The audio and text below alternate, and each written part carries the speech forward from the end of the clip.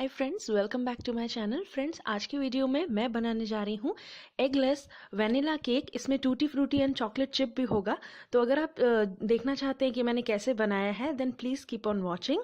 और मैं ingredient list साथ ही में बताती चली जाऊंगी। तो अब शुरू करते हैं इसको बनाना। सबसे पहले मैंने एक कुकर में प्री हीट करने के लिए कुकर को मैंने नमक डाला है। इसमें ये तकरीबन मैंने 4 टेबलस्पून नमक डाला है, जिसको मैं इवनली स्प्रेड कर लूँगी। मेरे पास अवन नहीं है, इसलिए मैं प्रेशर कुकर में बना रही हूँ। और अब मैं इसमें वायर ऐसे मतलब स्टैंड एक डाल दूंगी।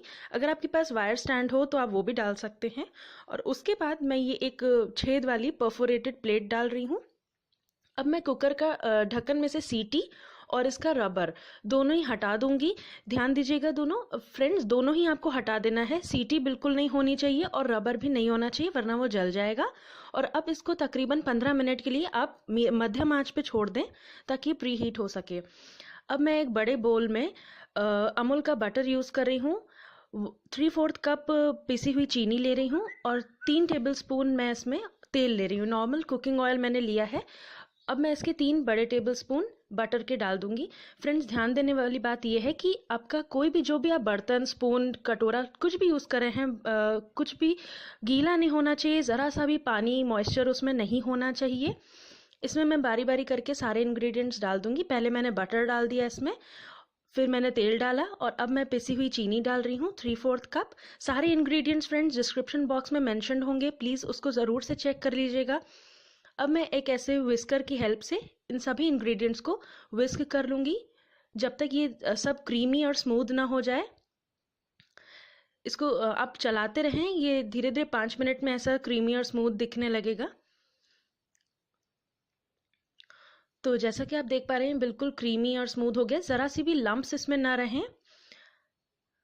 और अब हम इसमें ऐड करेंगे अपना कंडेंस मिल्क। मैंने यहाँ अमूल मिठाई मेड कंडेंस मिल्क लिया है। ये 200 ग्राम का कंडेंस मिल्क है, जिसको मैं सारा ही डाल दूंगी इसमें। आप कोई भी कंडेंस मिल्क ले सकते हैं, आप अपना घर का भी कंडेंस मिल्क बना सकते हैं। तो मैंने अभी ये सारा डब्बा लगभग डाल दिया है इसमें। फ्रेंड्स, सारी डिटेल्स जो हैं वो डिस्क्रिप्शन बॉक्स में होंगे, आप ज़रूर से चेक कर लीजिए। और अब इसको विस्क करेंगे तो ये थोड़ा सा थिक और फ्लफी और क्रीमी होएगा। कंडेंस मिल्क डालने के बाद जो ये हमारा वेट मिक्सचर है, ये थोड़ा सा टाइट हो जाएगा, which is not a problem. ये घबराने की बात नहीं है। अभी हो चुका है, इसको साइड में रखते हैं और अब हम अपनी बटर मिल्क तैयार करते हैं। तो मैंने यहाँ 1 कप दूध लिया है। रूम टेम्परेचर पे दूध लेंगे और उसमें हम डालेंगे एसेंस, फिर हम लेंगे विनीगर। तो पहले मैं इसमें 1.5 चम्मच विनीगर के डाल रही हूँ। 1.5 टीस्पून मैंने विनीगर डाला है, सिरका जिसको हम बोलते हैं।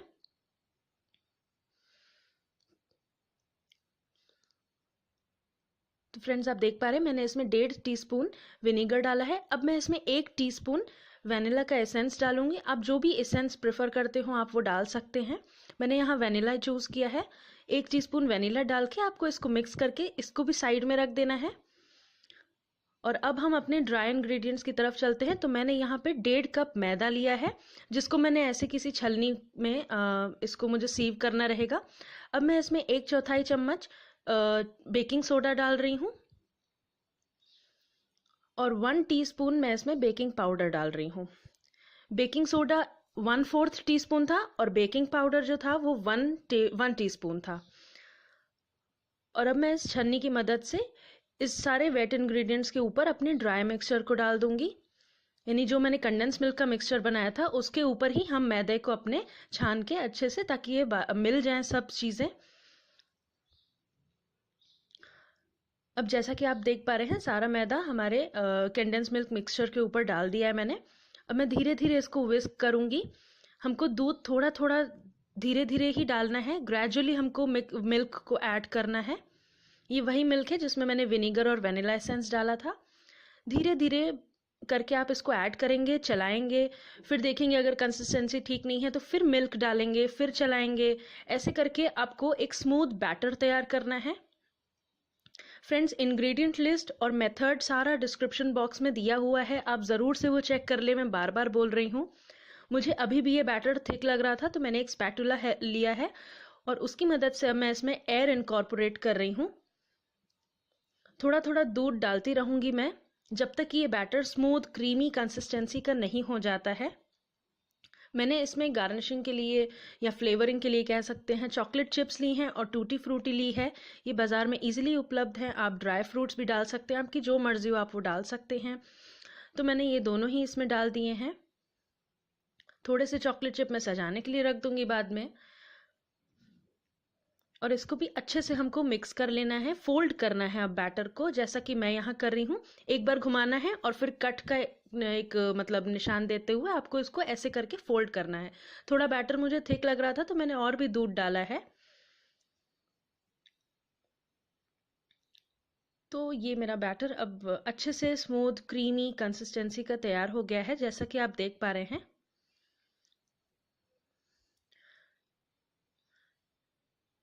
So as you can see it's quite nice and creamy. अब मैं एक केक टिन लूंगी, जिसके लिए मैंने पार्चमेंट पेपर या बटर पेपर काट के रखा है, उसको मैं थोड़े बैटर से स्टिक कर लूंगी। तो बटर पेपर लगाने के बाद अब मैं इसमें सारा केक का जो मिक्सचर बैटर मैंने तैयार किया उसको मैंने मोल्ड में डाल दिया है और इसको मैंने टैप किया है ताकि एयर बबल्स जो हैं वो रिलीज़ हो जाएं।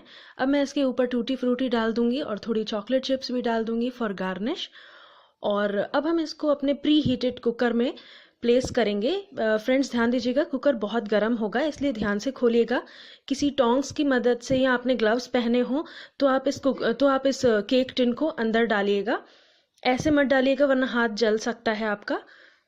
और अब हम इसको कुकर को बंद करके 30 मिनट तक कम से कम पकने देंगे केक को। 30 मिनट में केक अच्छे से बन जाएगा।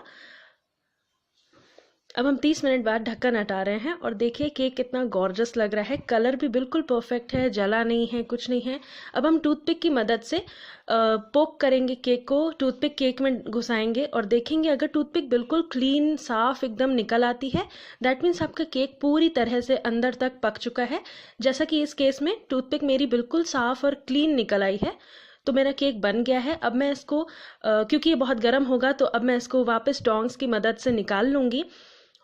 और जैसा कि आप जानते थे मेरा बैटर थोड़ा बच गया था, तो मैंने दूसरा केक तैयार किया जिस पे मैंने ये चॉकलेट सिरप डाल के टूथपिक की मदद से ऐसा स्वर्लिंग पैटर्न तैयार कर लिया। अगर आप ये देखना चाहते हैं देन प्लीज़ मेरे को कमेंट बॉक्स में बताइएगा। एंड अब वो वाला जो पहला केक बनाया था वो ठंडा हो चुका है। ठंडा होने के बाद ही आपको डीमोल्ड करना है। मैं चाकू से एजेस थोड़े इसके निकाल रही हूँ और फिर इसको जैसा मैं दिखा रही हूँ प्लेट रख के फिर हमको प्लेट उल्टी कर देनी है और थोड़ा सा टैप करना है, आपका केक बाहर आ जाएगा केक टिन से। और अब मैं ये बटर पेपर हटा दूंगी। बटर पेपर यूज़ करना ज़्यादा बेनिफिशियल होता है क्योंकि मेस फ्री है और इजीली केक आपका निकल आता है। तो अब मैंने इसको सीधा कर दिया है केक को। अब मैं इसको पीसेस में कट करूंगी और आपको कट करके दिखाऊंगी कि केक कितना स्पॉन्जी और कितना अच्छा बढ़िया पका है।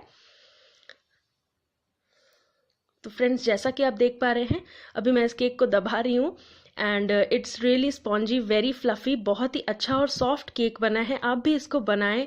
ये दूसरा केक था जो मैंने बनाने डाला था जिसमें मैं सोयल पैटर्न, उस केक के तो सिर्फ 2 ही पीसेस बचे थे। मीनवाइल जब तक ये बन रहा था वो केक सब खा गए। एंड तो बस फ्रेंड्स आई होप आपको ये रेसिपी अच्छी लगी होगी and do subscribe to my channel, give it a big thumbs up. Thanks for watching, bye.